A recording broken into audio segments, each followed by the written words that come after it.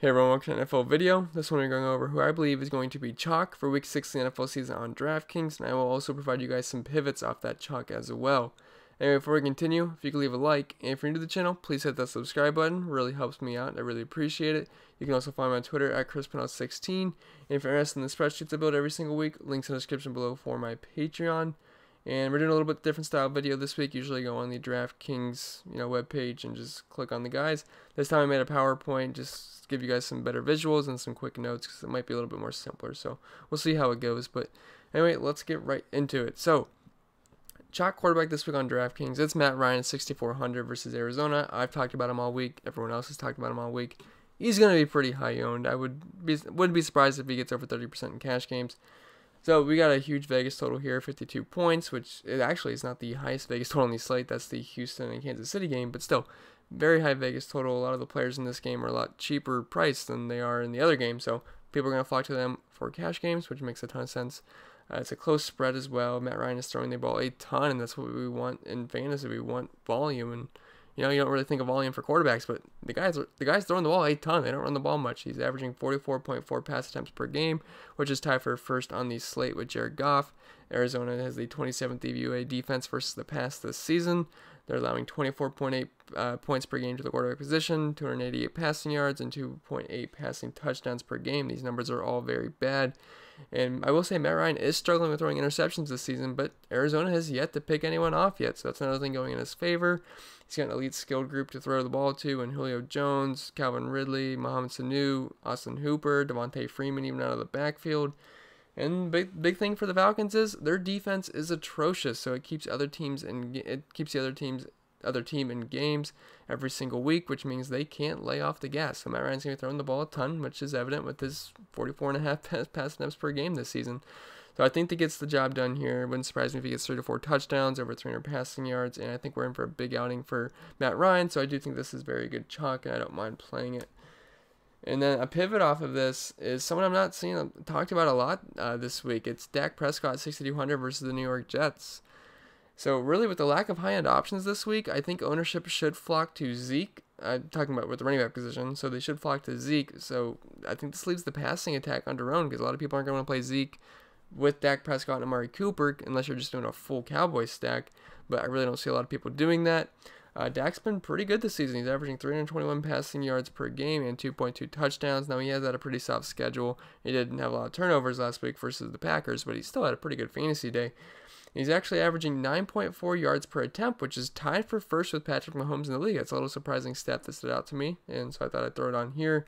Both of his receivers also have excellent wide receiver versus quarterback matchups on PFF. Cooper's got the number 1 matchup on PFF this week, advantage-wise, and Gallup has the number 4, which I think they're both fine GPP options as well. I actually didn't put them on this video because I don't want to make this a 30-minute video. I didn't want to put 40 pivots per each position, but I do think they're fine for GPPs, and I think this also makes Dak fine for GPPs, especially with people heavier on the Zeke side of the ball, or Zeke instead of the passing game.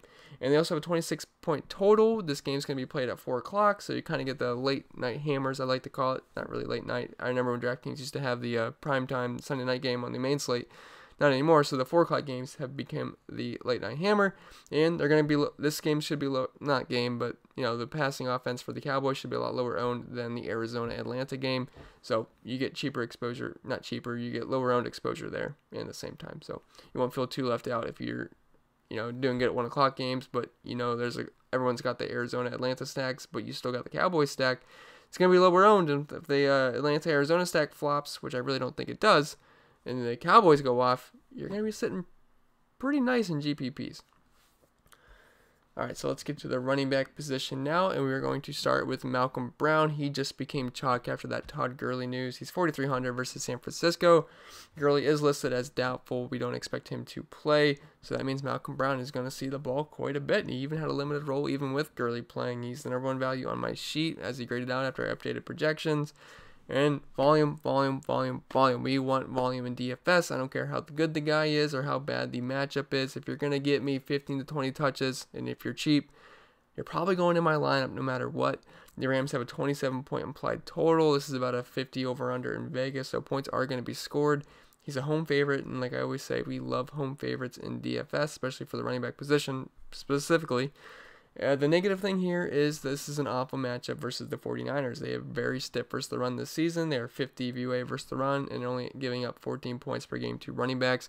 They're also very stiff versus the pass, so it's a tough matchup, but Vegas does like the Rams to put up points no matter what. They really don't care about the matchup, so points should be scored here, and I like Malcolm Brown at 4,300. He should be a key part of this offense this week. I do think that's pretty good chalk, but it is a tough matchup. LeVeon Bell is the next guy at 6,400 versus Dallas. So the thing here is, it's not a great matchup, but he's just extremely underpriced, and volume is king in DFS. He's averaging 17 and 3/4 carries per game and 7.25 targets.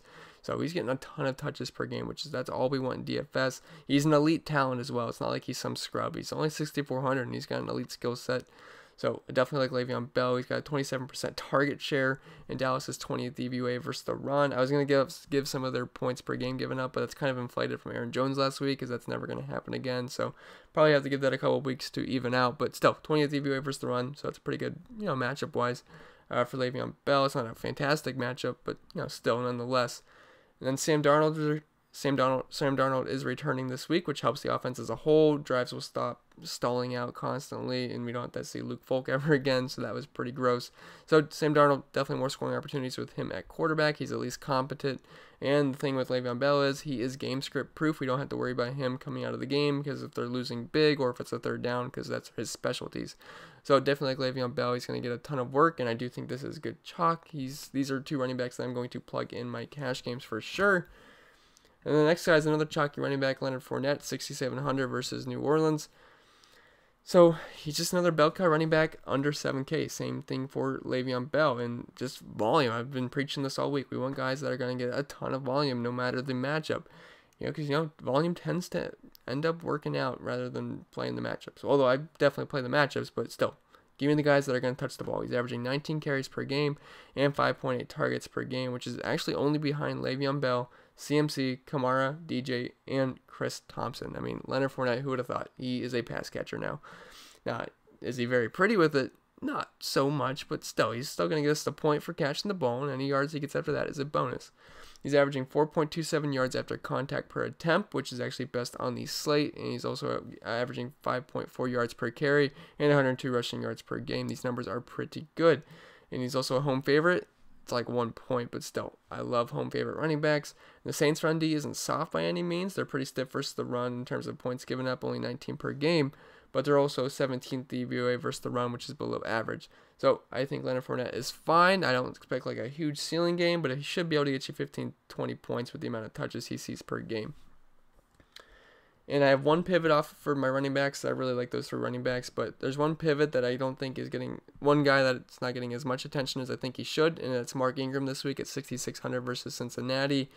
So the Baltimore Ravens are 12-point favorites at home, so game flow should work in his favor as he's basically a non-factor in the passing game. I mean, you might see a 1 to 2 targets per game, but still not a big pass catcher. But I really don't think they're going to have to throw the ball a ton in this game. It should be a run-heavy attack versus Cincy, who's 26th DVOA versus the run.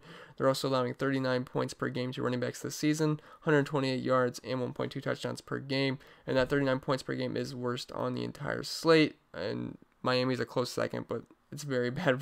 They're very bad versus the running back position. And Ingram is averaging 14.8 carries per game, 75 yards, and over 1 touchdown per game. So I think Ingram's in for a big game. If he can get us 15 to 20 touches versus a bad Cincinnati run defense, I think we're in for a huge game. He does not need to catch balls in this matchup. If you can get us 1 to 2 touchdowns here and about 100 yards, 6,600, I would take that at lower ownership. Now, I'm not saying he's going to go completely low owned. Some of these pivots are not just complete dart throws. I just think they're going to be a little bit less owned than some of the chalk plays, and I wouldn't mind being overweight on these guys. So definitely like Mark Ingram.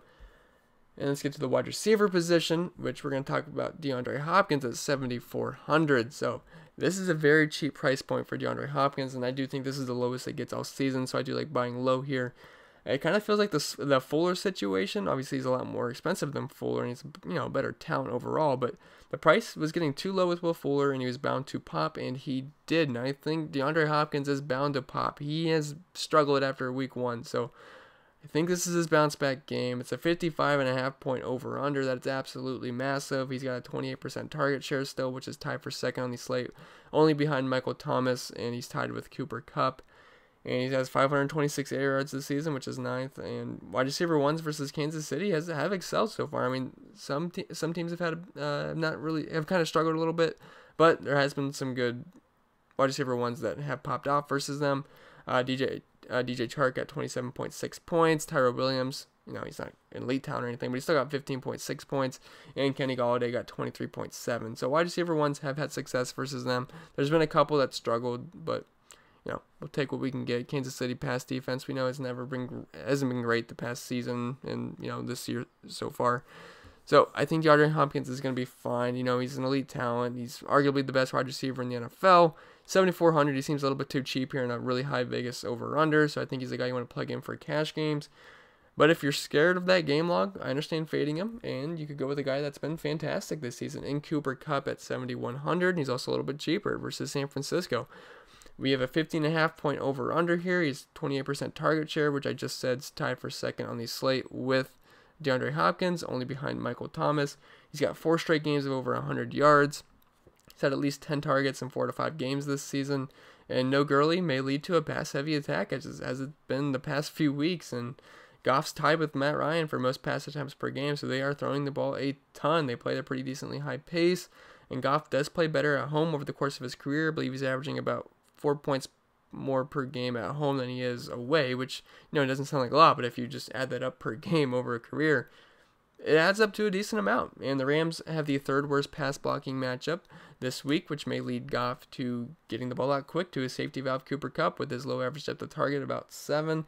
Not saying Cooper Kupp can't make the big play happen, which he obviously has multiple times this season, but he is more of a possession guy, and I think Jared Goff's going to have to get the ball out quick, and they have a great chemistry together. So I do think Cooper Kupp's a fantastic play this week, and I don't mind being overweight on him. And if you want to plug him in cash games, I think that's fine too, because the dude has been rock solid this entire season. You've not had one bad game with him. I know week 1 a little bit underwhelming, but it's not like he completely killed your lineup, and he was also a lot cheaper week 1 as well.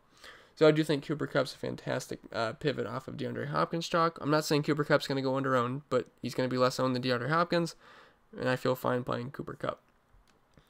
Next guy is Larry Fitzgerald at 6,100 versus Atlanta, and like I've said, this is a great game according to Vegas. 52-point total, close spread. Atlanta has got the 30th DVOA defense versus the pass this season. Atlanta's allowing 46.5 points per game to wide receivers, 197 receiving yards, and 2 touchdowns per game. It's a plus matchup in the slot versus slot cornerback DeMonte Casey. I think I'm saying that right. Apologize if not. Who's allowing 0.45 points per route covered this season, which is 8th worst, and 1.67 yards per route covered. He's also in an affordable price range, and he sees consistent targets every single week. Christian Kirk is trending towards playing, so we'll have to see what happens there. But that really doesn't concern me. I know Christian Kirk is getting a lot of targets when he played, but I think that just takes more pressure off of Larry Fitzgerald and allows him to get more open, because he's not going to, see extra attention from the defense, which really the defense doesn't concern me in the slightest, but definitely like Larry Fitzgerald. He's been very consistent. He tends to play his best football at home at this point of his career, and he's got upside too. In the beginning of the season, he was catching big plays. He's making big plays, getting the ball down the field, getting over 40-yard receptions. Past few weeks hasn't really been balling out, but I think we see more of the same. I think we see more of what he did earlier in the season, where he's balling out in the early, week 1, week 2. So I think Larry Fitzgerald's a good chalk this week, and I don't mind playing him in cash games or GPPs as well. And the pivot off of that price range, I know it's actually about $1,000 cheaper, but I want to talk about Dede Westbrook at 5,100 versus New Orleans. People are going to flock to DJ Chark, who has been great this season. I understand it, but he's more than likely going to see a Marshawn Lattimore shadow, which he was bad week 1, so his numbers are a little bit inflated. But the past couple weeks, he has been downright dominant. So it does scare me off of DJ Chark quite a bit as long as he sees that shadow. Dede's going to face off versus PJ Williams in the slot, who, at least me, have been picking on him for a while now. I know last season I picked on him a ton, and it tends to be profitable. And it's profitable again this season. He's been pretty bad. And Kupp, Lockett, and Godwin, who I know are very good receivers, but they've all had huge games versus PJ Williams this season. And he also has the same target share as DJ Chark at 21%. So I do think Dede Westbrook is a pretty good pivot off of DJ Chark chalk. I probably should have... No, never mind. Forget about what I just said. But I do think Dede Westbrook is a pretty fine pivot in this price range this week. And I'm going to actually give him the advantage over DJ Chark this week. I'll say that. And he's a little bit cheaper, so don't mind the pivot there. And then for the value range, Preston Williams at 4,100 versus Washington. I think he's going to have some ownership this week. He just kind of fits most lineups. If you're spending up a running back and quarterback and tight end, you're probably going to have to throw in a cheap receiver. So Preston Williams tends to fit most lineup builds. I will say Malcolm Brown did open up the lineup builds this week, so maybe you don't have to spend all the way down to Preston Williams, but if you do, I think he's going to be chalky. Redskins are giving up 45.8 points per game to wide receivers this season, allowing 171 receiving yards and 1.8 touchdowns per game to receivers. Now, Preston Williams' numbers won't wow you, but he's also 4,100, so I really wouldn't expect him to wow you. He's averaging 7.25 targets per game, and he leads the team with a 22% target share. He does have an ugly 51% catch rate, but we can't get everything we want at this price tag, so we're going to take what we can get. Preston Williams, I think he's got upside in this matchup. He's very cheap, and he should be able to hit value. He's had double-digit points in pretty much every game this season, besides one, I believe.